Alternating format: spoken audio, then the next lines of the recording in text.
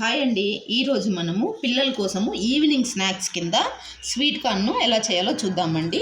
ఇది మన పిల్లలకి విటమిన్ ఏ, విటమిన్ సి ఉంటుందండి దీనిలో.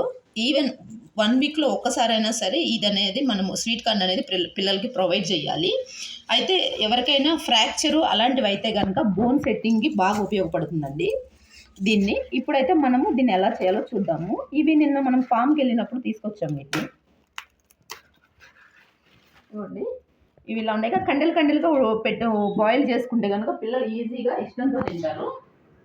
కండలతో అంటే ఇదిగోండి ఇలా విరుసుకొని ఇలా వాటర్లో వేసేసుకోవాలి.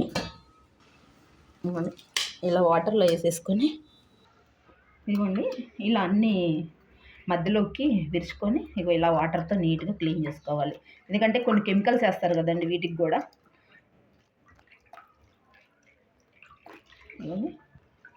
ఇలా కడిగేసుకోండి. కుక్కర్లో పెట్టేసుకుంటే తొందరగా అయిపోతుందండి. ఇగోండి ఇవన్నీ కడిగేసుకున్నాం కదా.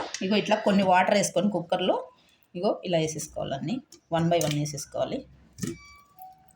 కుక్కర్లో మనకి 5 విజిల్స్ వచ్చేదాకా సరిపోతుందండి. ఇదిగోండి కొంచెం సాల్ట్,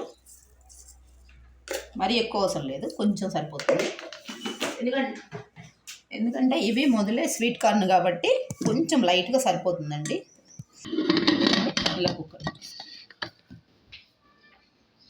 ఒక 5 విజిల్స్ వచ్చేదాకా ఉంచుకోవాలి దీన్ని. ఇదిగోండి అయిపోయింది, 5 విజిల్స్ వచ్చేసినాయి. చూడండి అయిపోయింది. ఇదిగోండి ఉడికినాయి, చూడండి బాయిల్డ్ అయిపోయినాయి. చూడండి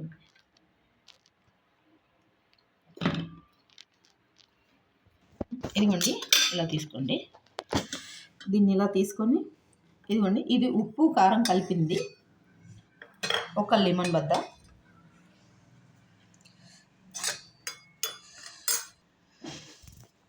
బయట మనం తీసుకుంటాం కదండి ఇవి అలానే టేస్ట్ రావడం కోసం, మన పిల్లలు ఇష్టంతో తినడం కోసం బయట ఎలా ఉన్నాయో అలా చేసుకోవాలి మనం కూడా. అప్పుడు ఇష్టంతో తింటారు. లెమను, ఉప్పు, మనకి కారం అన్నీ పట్టిస్తున్నాం కాబట్టి ఇష్టంతో తింటారండి.